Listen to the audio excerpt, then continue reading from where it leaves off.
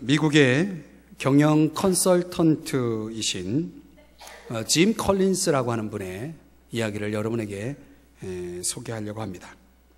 이분이 Good to Great이라고 하는 그런 용어를 통해서 번역하면 좋은 기업에서 위대한 기업으로 발전하는 법칙을 이분이 이야기했는데, 그 법칙을 스톡데일 패러독스라고 하는 그런 이름을 붙여서 이 법칙에 의해서 좋은 기업이 더 위대해질 수 있는 기업으로 발전할 수 있다라고 이야기를 합니다. 요약하면 이 법칙에 있어서 두 가지가 있어야 된다. 하나는 냉혹한 현실에 대한 직시, 냉혹한 현실 직시가 있어야 된다. 자, 그럴 때 우리가 살아가는 우리의 삶을, 우리의 현실을 올바로 볼 수 있는, 올바로 인식할 수 있는 것이 필요하다. 또 여기에 따라야 할 우리의 자세는 뭐냐면 최선을 다하는 것입니다. 우리에게 주어진 현실 속에서 최선을 다하는 것이 중요하다. 이것이 짐 컬린스가 이야기하고 있는 이 위대한 기업으로 나아가는 방법입니다. 또 하나는 뭐냐면 그가 얘기하는 건 굳은 믿음이 필요하다. 자, 지금 이런 냉혹한 현실 속에서도 이 기업이 위대해질 수 있다라고 하는, 승리할 수 있다라고 하는 그 흔들림 없는 믿음, 그런 기업의 성공적인 어떤 차원에서의 믿음이 있어야 된다. 그래서 이 두 가지 이중적인 개념이 그 기업을 위대한 기업으로 만들 수 있다라고 얘기했습니다. 자, 왜 갑자기 이 짐 컬린스가 얘기한 이 법칙을 여러분에게 소개하는가? 저는 우리의 신앙의 원리도 유사하다, 거의 비슷한 원리를 가지고 있다라고 봅니다. 자, 우리는 로마서라는 성경을 통해서 오전에 계속 묵상해 오면서 모든 일에 있어서 하나님의 주권 사상, 하나님이 하신다라고 하는 이 주권적인 믿음, 거기에 대해서 우리가 깊이 생각해 보았습니다. 그런 차원에서 하나님이 이루신다면 우리에게 필요한 건 뭡니까? 그 하나님이 이루실 거라고 하는 믿음을 가져야 되겠죠. 또 하나님이 하신다라면 우리가 해야 할 것은 뭡니까? 그분을 의지해야 되겠죠. 그분을 끊임없이 의존하는 그런 흔들림 없는 믿음, 그런 믿음이 우리의 신앙 속에 들어와야 됩니다. 또 하나는, 그러나 모든 일을 하나님이 하신다 해서 우리 인간이 손을 놓고 있어서도 안 됩니다. 우리에게 주어진 현실 속에서 현실을 직시하면서 내가 할 수 있는 최선을 해야 한다라고 하는 이러한 이중적인 개념이 우리 신앙 속에도 필요하다. 굳은 믿음과 하나님을 의지하고 하나님을 의존하는 굳은 믿음과, 그리고 우리의 삶 속에서 최선을 다하는 우리의 책임, 이 두 가지의 균형이 있어서 우리의 신앙 속에서 결국 이 균형이야말로 우리의 신앙을 가장 건강하게 만들고 아름답게 할 수 있는 요소다라고 믿습니다. 하나님을 의존하는 것, 나의 최선. 자, 이런 아름다운 조화가 우리 삶 속에 펼쳐지기 위해서 우리는 다시 신명기, 모세의 노래, 지난주에 이어서 신명기 32장의 말씀을 살펴볼 필요가 있습니다. 우리가 지난주에 살펴본 주제는 하나님의 성품, 하나님이 어떤 분이시냐? 하나님은 흔들림 없는 반석이시다. 그분은 우리의 아버지가 되시고 모든 필요를 공급하시는 우리의 아버지가 되시며 우리를 아주 새롭게 더 성숙하게 단련시키는 어미 독수리와 같은 분이시다. 우리가 살펴봤죠. 기억나시나요? 잊으셨나요? 네. 지난주 설교를 다시 할까요? 자, 그런 차원에서 우리는 하나님이 우리를 위해서 하시는 일들을 묵상하면서 다시금 우리의 믿음을 굳게 세울 필요가 있습니다. 자, 그런 은혜 속에 살아가는 자들이 오늘 이스라엘 백성들의 역사 속에 이 모세의 노래를 통해서 그들에게 경고한 것을 우리가 귀 기울여 보면, 그런 은혜 속에서 그런 하나님을 섬기고 하나님과의 관계를 맺고 살아가는 우리들이 이 땅에서 어떻게 살아야 할지에 대한 우리의 책임을 강조하는 주제를, 두 번째 노래의 주제를 오늘 본문에서 다루고 있습니다. 그것이 무엇일까요? 오늘 15절에서 18절까지 내용입니다. 여기서 강조하고 있는 주제는 우상들에 대한 경고입니다. 우상들에 대한 경고. 자, 하나님은 이스라엘 백성들의 모든 육체적인 필요를 아주 관대하게 공급하셨습니다. 자, 그렇다면 묻습니다. 이스라엘이 그런 하나님 앞에 어떻게 반응해야 옳습니까? 여러분이 하나님 앞에 그런 관대하신 하나님의 공급하심의 은혜를 입었다면 여러분 하나님 앞에 어떻게 하셔야 되겠습니까? 복잡합니까? 제가 원하는 대답은 감사합니다. 감사해야 하지 않을까요? 감사하십니까? 추석 명절이라는 것이 어떻게 보면 추수감사절의 어떤 그런 개념, 초막절의 그런 개념을 사실 담고 있는데 우리 문화와 또 성경 문화가 조금 차이가 있기 때문에 그런 걸 연결하는 것은 너무 억지라고 생각이 되어서 강조는 안 하지만 우리가 한 해를 추수하고 정말 하나님 앞에 감사해야 할 그런 차원의 절기라고 또한 저는 생각을 합니다. 자, 그런 차원에서 오늘 그런 감사해야 될 이스라엘 백성들이 감사는커녕 두 가지 비극적인 범죄를 저지르는 것을 보게 됩니다. 그것이 무엇일까요? 첫째는 한번 따라 하십시다. 물질주의. 자, 들어보시죠. 15절을 보십니다. 그런데 여수룬이 뭐하매? 자, 우리는 여기서 궁금해집니다. 여수룬이 뭘까? 여수룬이라고 하는 이 단어는 정직한 사람이라는 뜻입니다. 그 의미가 정직한 사람. 그럼 왜 여기에 갑자기 여수룬이라고 하는 이름이 등장할까요? 이것은 종종 사람들도 그러지 않습니까? 자녀들을 또 내가 사랑하는 사람들을 이름이 아닌 다른 애칭으로 부를 때가 있죠. 그래서 이 여수룬이라고 하는 이 단어는 하나님이 그의 백성들을 부를 때 사용하는 애칭이다. 이렇게 보시면 되겠습니다. 하나님은 이스라엘 백성들을 부를 때 뭐라고 부릅니까? 얘야. 이렇게 부를 수 있지 않겠습니까? 뭐라고 불러요? 여수룬. 이렇게 부르는 것입니다. 그만큼 애정을 가지고 또 그의 백성 속에 드러날 그런 아름다운 삶이 하나님이 기대하시는 삶을 담은 애칭. 너희들은 정직한 백성이 되어라.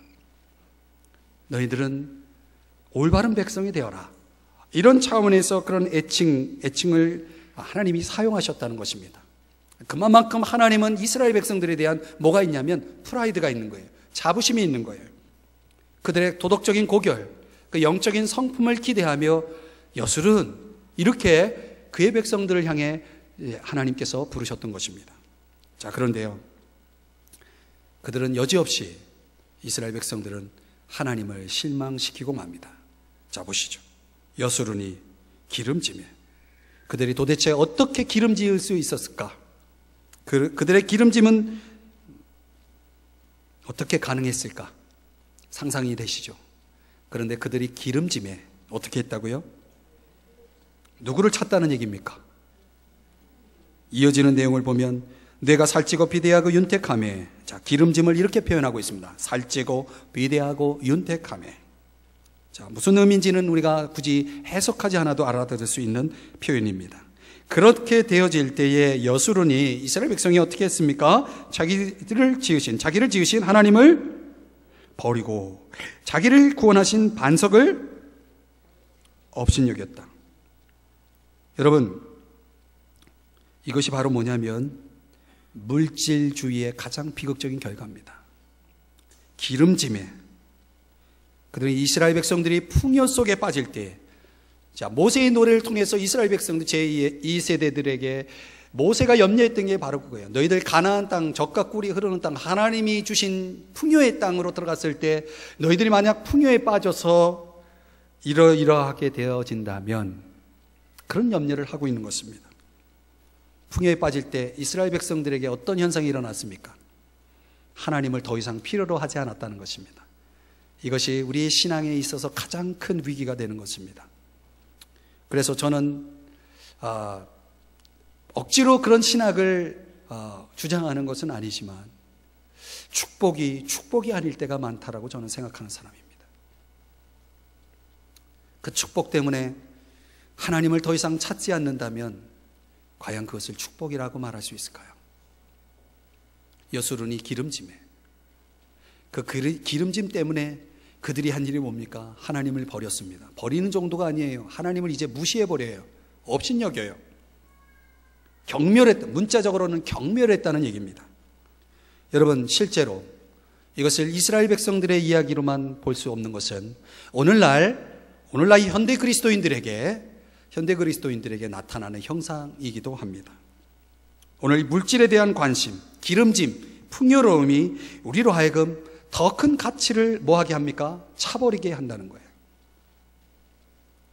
그들이 살찜에 더 이상 그들을 살찌우게 하신, 그들을 먹이신 하나님을 뭐하고 있습니까? 무시하고 있다는 거예요. 여러분 들어보세요. 우리가 앞서 살펴본 신명기 6장으로 가보시면은 거기에 그렇게 말씀을 하고 있습니다. 하나님께서 네게 배불리 먹게 하실 때에 너는 조심하라. 하나님을 잊지 않도록. 하나님이 네게 배불리 먹이실 때에, 여러분 신앙에 있어서 우리가 조심해야 될 것이 뭡니까? 자기 만족적인 삶을 중요시하는 것입니다. 하나님은 어떤 분이십니까? 우리의 잘못된 신학 속에는 하나님은 나의 필요를 채워주시는 정도의 하나님으로 끝납니다.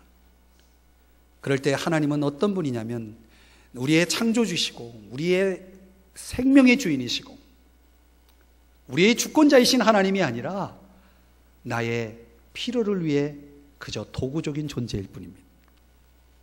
일종의 하나님을 이용하는 거죠. 당신은 나의 필요만 채우시오.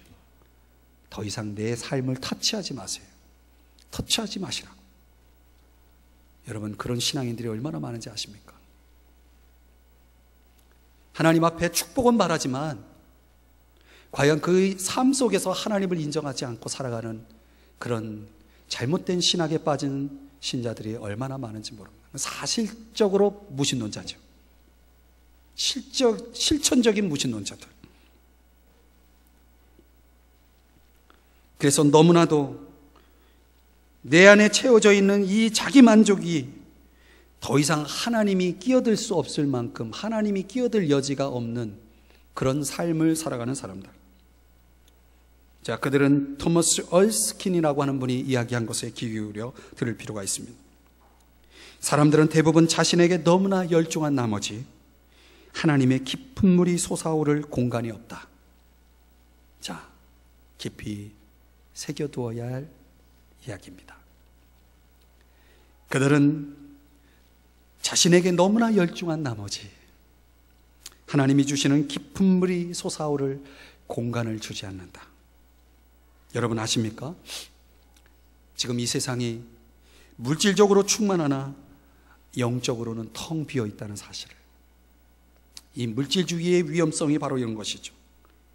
가진 것은 많으나 영적으로 가난한 사람들, 비어있는 사람들 아십니까?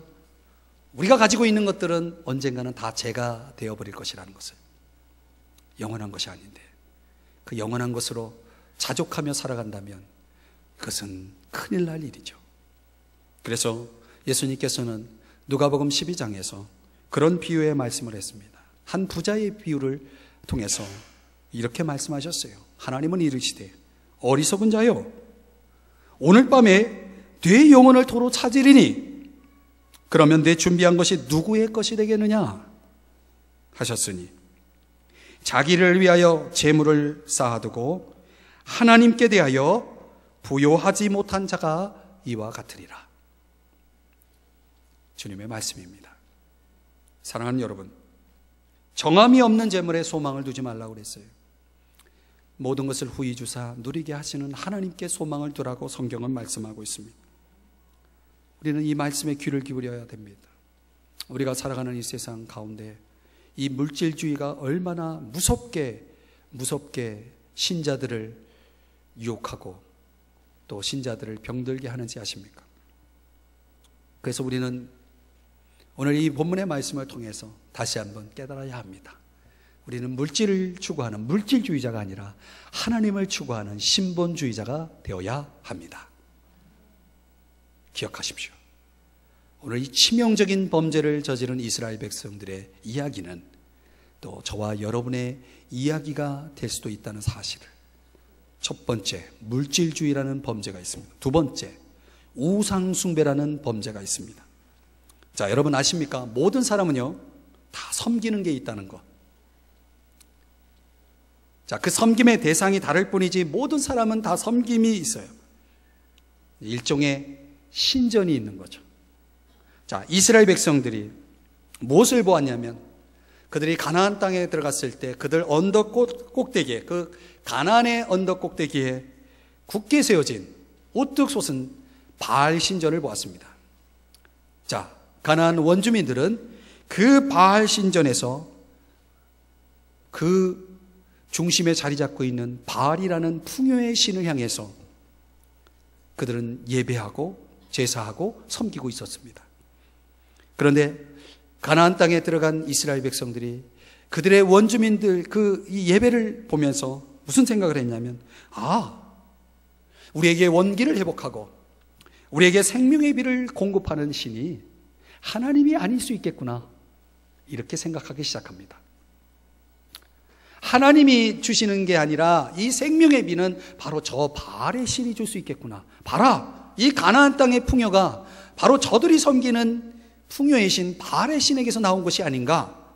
그들이 흔들리기 시작합니다. 그 흔들림은 마침내 이제 신을 대체하는 수준으로 전환됩니다. 그래서 그들은 더 이상 하나님께만 속한 독특한 은혜를 이방 신들의 덕으로 생각하기 시작합니다. 이것이 우상숭배입니다. 자, 우상숭배는 오늘 본문에서 16절에서 그렇게 경고합니다. 하나님을 질투하게 하는, 절대로 해서는 안 될 금지 조항임을 말씀하고 있습니다. 우상숭배만큼 하나님의 인격을 굴욕스럽게 하는 것이 없습니다. 우상숭배는 하나님 말씀을 무시하고 하나님의 사랑을 무시해버립니다. 오죽하면 사도 요한이 그의 서신 요한일서 5장 21절에서 이렇게 말합니다. 너희 자신을 지켜 우상에서 멀리하라. 너희 자신을 지키라. 여러분, 1세기의 그리스도인들, 그들은 순교를 각오할 만큼 뜨겁게 주님을 섬기던 그런 아주 뜨거운 신자들이었어요. 그런 신자들에게 무슨 우상이 있겠습니까? 아닙니다. 사도 요한은 그 1세기에 헌신된 그리스도인들을 향해서 너희 자신을 지켜 우상에서 멀리하라, 그 시대에도 있었다 하면 오늘날 우리가 사는 이 시대에는 우상이 얼마나 많겠어요. 여러분은 사찰에 가면 우상이 있습니까? 성경에서 말하는 우상은, 그 우상에서 멀리하라 할 때 그 우상은 그런 우상을 얘기하는 것이 아닙니다. 우상은 멀리 있지 않습니다. 어디에 있습니까? 우리 마음에 있습니다. 여러분, 바울이 이렇게 얘기했습니다. 탐심은 우상숭배니라. 우리 마음속에 있는 욕심, 물질의 소유를 제일 가는 삶의 이유로 삼고 있는 것들, 이런 탐심의 문제는 결국은 우상숭배다. 하나님을 노하게 하는 것이다. 여러분, 하나님이 우리의 인생 속에서 최우선이 되어지지 않을 때에, 그럴 때에 우리의 인생은 충분히 즐길 수 없다라는 사실을 성경이 우리에게 말씀해 주고 있습니다. 너희는 먼저 그의 나라와 그의 의를 구하라. 그리하면 이 모든 것을 너희에게 더하시겠다. 주님이 하신 말씀입니다. 주님의 약속입니다. 믿습니까? 그러니까 주님을 우선으로 할 때 우리는 충분히 인생을 즐길 수 있다라고 주님이 약속하셨어요. 그런데 주님의 약속, 주님의 말씀을 우리는 신뢰하지 못하고, 그래서 이 세상 사람들이 추구하는 우상숭배에 눈을 돌리고 맙니다. 우상숭배는 가증한 것입니다. 하나님은 너무나 싫어하셨어요. 왜? 그것만큼 엄청난 파괴성이 있는 것이 없기 때문에. 이 신자를 무너뜨리는 아주 간단한 전략은, 사탄의 전략은 우상숭배에 빠지게 하는 것입니다. 고대 세계 사람들은 우상을 만들 때 은금을 처발랐어요, 거기다. 그래서 많은 돈을 쏟아부었습니다. 우상을 만드는 일에. 왜 그랬을까요? 왜 우상은 금으로 장식되어야 했을까요? 사람들 눈에 보기 좋으라고. 그래서 언제나 우상은 매력적으로 보이게 되어 있습니다. 그러나 하나님이 보실 때는 가증스러운 거예요. 여러분, 우리의 인생 속에 좋아 보이는 것들이 과연 하나님도 그렇게 보시는지를 살펴보아야 합니다. 좋은 것은 하나님이 보시기에 좋아야 돼요. 그게 기준이 돼야 돼요. 아멘. 하나님이 좋아 보이셔야 그래야 우리도 그게 좋은 거예요. 우상숭배는 오늘 17절을 보세요. 우상신전에 제물을 드린 사람들을 향해서 이렇게 말합니다. 너희들 하나님께 제사하는 게 아니야. 너희들 귀신들에게 하고 있는 거야. 하나님을 벗어나 다른 종교, 어떤 존재에 대한, 다른 존재에 대한 종교심을 갖게 하는 전략. 이것은 사탄이 아주 잘 이용하는 그런 전략입니다. 그러니까 그 실존적인, 아주 근본적인 신을 대체할 수 있는 뭔가가 필요한 거죠. 오늘날 조상숭배도 그런 차원에서의 것입니다. 대부분 외람되지만 우리 문화가 가지고 있는 제사제도는 조상숭배입니다. 그렇게 말할 수 있는 것은 뭐냐면 그 제사 속에 신앙심, 종교심이 들어가 있다는 것입니다. 어떤 종교심일까요? 조상을 잘 받들어야 복을 받는다는 개념입니다. 제가 이걸 부인할 수 없는 게 돌아가셨지만 제 큰아버지랑 난투전을 벌인 적이 있습니다. 이 조카에게, 목사 조카에게 조상도 모르는 쌍놈이라고 그러면서 흥분하실 때 제가 깊이 있게 얘기를 나눕니다. 얘기를 나눠보면 결국은 조상을 위한 것이라기보다는 복을 받기 위한 것이에요. 복의 개념이 들어가 있다는 것입니다. 여러분, 복을 주시는 분이 누굽니까? 복의 근원이 뭡니까? 하나님이 복을 주시는 거예요. 돌아가신 조상이 주는 게 아니에요. 지금도 그런 샤머니즘적인 신학을, 잘못된 신학을 가지고 제사에 몰입하는 그런 사람들이 있습니다. 물론 조상을 추모하고 그리고 조상의 은덕을 기리는 그런 아주 자세는 성경에서도 권장하는 그런 올바른 자세입니다. 어떻게 부모를 잊을 수 있습니까? 어떻게 할아버지 할머니를 잊을 수 있습니까? 그러나 그런 존재 자체가 마치 나의 복을 위해서 존재할 수 있는 것처럼 그렇게 거기에 신앙을 담고 종교를 담는 것은 그것은 참으로 어리석은 것입니다. 그런 근본적인 차이를 이해할 때에 우리가 알아야 될 것은 우상숭배는 철저하게 허구에 불과한다는 것이에요. 안타깝지만 우리 한국의 기독교는 이 토착화되는 과정 속에 우리 문화가 가지고 있었던 샤머니즘적인 요소들, 좀 토속 문화 이런 것들과 결합이 되면서 뭔가 복음이 많이 희석된 경향이 있습니다. 그래서 우리는 어떤 면에서 보면 이런 명절 때가 돌아올 때 참 고민하는 분들이 많이 있습니다. 우리가 사도 바울의 서신 고린도전서를 들여다보면 이런 부분에 있어서 충분히 우리는 자유로울 수 있고 복음 안에서 우리는 얼마든지 그런 문화에 대해서 두려워할 것도 없고 주저할 것도 없고 흔들릴 것도 없는 그런 차원의 강력한 복음을 가지고 있는 사람들이에요. 그런 차원에서 우리가 충분히 그들 문화 속에 그 문화에 굴욕되지 않고 그 문화를 뛰어넘어서 더 건전하게 얼마든지 아름다운 문화를 형성해 나갈 수 있는 그런 여지가 있지만 한국의 기독교는 사실 그런 것을 많이 포기해 왔어요. 그리고 천주교가 거기에 앞장섰어요. 그래서 많은 기독교인들은 이 문제로 인해서 참 어려움을 많이 겪고 있는 것이 사실입니다. 그러나 저는 분명히 말씀드리고 싶은 것은 조상을 기리는 문제에 대해서는 기독교는 부정하지 않습니다. 그러나 조상을 숭배하는 문제에 대해서는 철저하게 배척합니다. 그 차이를 아셔야 됩니다. 왜냐하면 오상 숭배는 허구에 불과하기 때문에 그렇습니다. 그래서 17절을 보시면 그들이 알지 못하던 신, 근래에 들어온 새로운 신들 너희의 조상들이 두려워하지 아니하던 것들이로다. 이건 무슨 얘기냐면 전혀 두려워하지 않고 관심도 기울이지 않았던 그런 신들에게 이스라엘 백성이 이제 엎드리기 시작하고 굴복되기 시작하는 것입니다. 조상들은 전혀 두려워하지 않았던 신인데 왜 너희들은 그들에게 기웃거리느냐, 이 얘기죠. 사랑하는 여러분, 거품에 불과한 우상과 붙어 살다가는 자기들도 거품이 된다는 사실, 예레미야 2장 5절에 더 메시지라는 성경 번역에서 그렇게 표현하고 있습니다. 그러니까 우리는 진짜라고 하는 사실을 분명하게 입증할 만한 근거를 가지고 붙들어야 됩니다. 우상이 진짜라면 그 진짜라고 입증할 만한 근거들이 있는가라고 했을 때, 사람들이 섬기고 있는 우상들이 과연 그런 증명 자료를 제시할 수 있는가라고 봤을 때 그런 것들이 전혀 없다는 사실을 알아야 됩니다.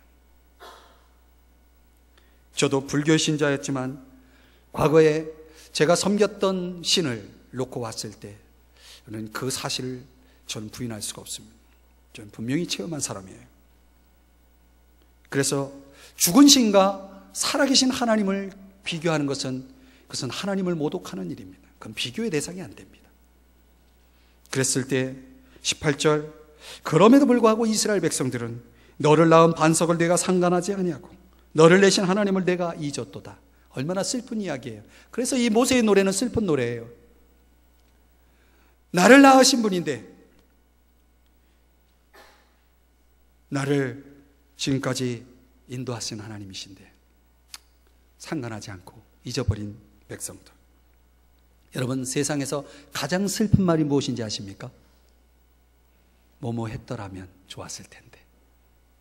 여러분, 우리 인생 속에 결국은 삶은 선택의 연속입니다. 그렇죠? 우리 삶 전체가 아주 중요합니다. 하나하나의 선택이 중요합니다. 아주 거룩한 것이고 신성한 것입니다. 우리는 그 한 번의 선택을 결코 아무것도 아닌 것이냐 생각할 수는 없습니다. 어떤 결정들은, 어떤 선택들은 우리 인생을 좌지우지할 만한 아주 중요한 선택 결정일 때가 많이 있다는 것입니다. 오전에도 말씀드렸죠. 한 소년의 이야기. 사랑하는 여러분, 그랬을 때 오늘 우리가 어리석게 행동하고 어리석게 선택했던 그 무엇으로 인해서 잃어버린 것들을, 오늘 내가 잃어버린 것들을 내일 되찾을 수 없다는 사실을 아셔야 됩니다. 시간을 돌릴 수가 없는 겁니다. 그러므로 사랑하는 여러분, 오늘 이 세상 속에 우리 그리스도인들을 무너뜨리는, 나를 무너뜨리는 아주 철저하게 우리가 경계해야 할 물질주의와 우상숭배라는 이 두 가지 범죄 속에 우리는 방심하지 말아야 됩니다. 그리고 올바로 선택해야 됩니다. 이걸 경계해야 됩니다. 여러분의 주인은 누구십니까? 여러분 지금 누구를 섬기고 있습니까? 분명히 하시기 바랍니다. 카멜레온이 되지 마시기 바랍니다. 정확하게 내 신앙의 본질을, 정체성을 분명하게 드러내고 믿는다면 믿는 대로 사셔야 됩니다. 그것이 오전의 메시지고, 오늘 다시 한번 이 오후 시간에 여러분들에게 신명의 말씀을 통해서 드리고 싶은 도전입니다. 기억하십시오. 오늘은 다시 돌아오지 않습니다. 우리의 내일을 위한 오늘의 선택이 중요합니다. 기도하시겠습니다. 사랑하시는 주님,